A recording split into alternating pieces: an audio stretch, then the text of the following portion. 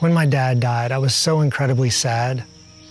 I'm better now, so I've been thinking, what if I could go back and sit with myself then?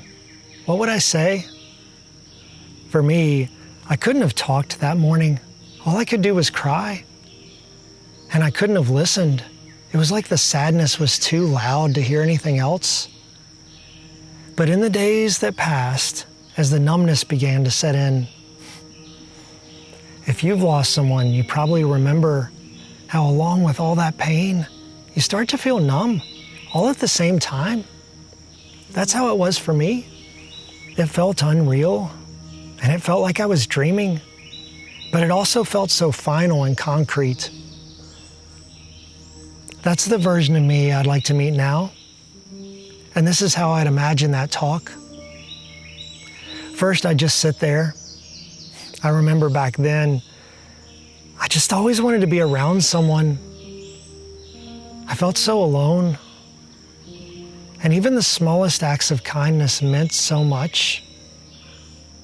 So he'd probably cry, a good cry, just because I was there. I'd give him time, as much as he needed. But when he seemed ready, I'd lean in and say, it's not going to feel like this forever. And I know what you're thinking. That's what everyone says. And I know you're wondering how you're ever going to fill this hollow part of yourself, how you're ever going to feel whole again. It's true what they say, time always helps. But you're going to do something more. You're going to start imagining his life in heaven. You'll think about him being young and not hurting and being so happy. You'll think about visiting him there. Those talks, they'll give you comfort and an insight like you've never had before.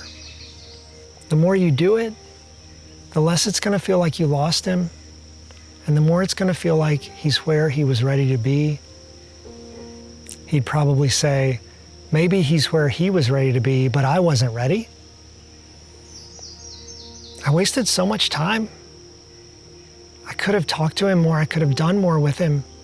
And I'd tell him, you feel all those things because you imagine the rest of your life without seeing him.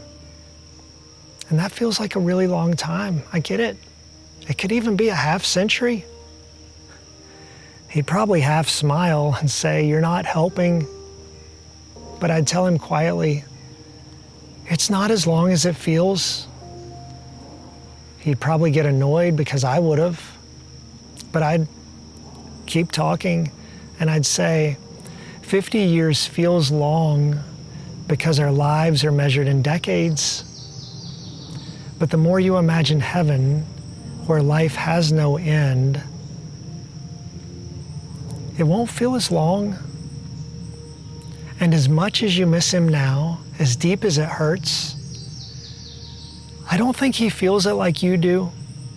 Not because he loves you less and not because he forgot about you, but because missing requires time.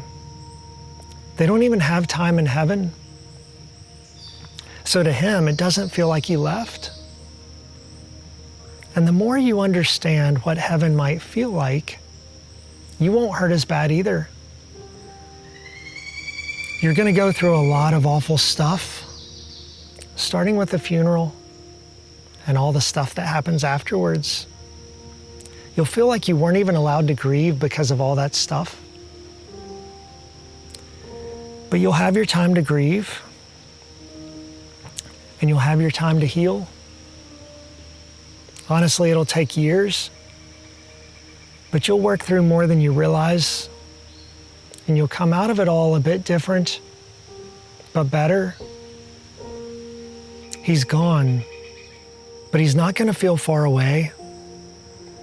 It doesn't make sense now, but you're going to feel closer to him than you ever did before. That's what I'd need to hear. So that's what I'd tell myself. If you try this for yourself, please let me know in the comments if it helped. And if you want to keep talking, subscribe. Imagine with me. I'll be here regularly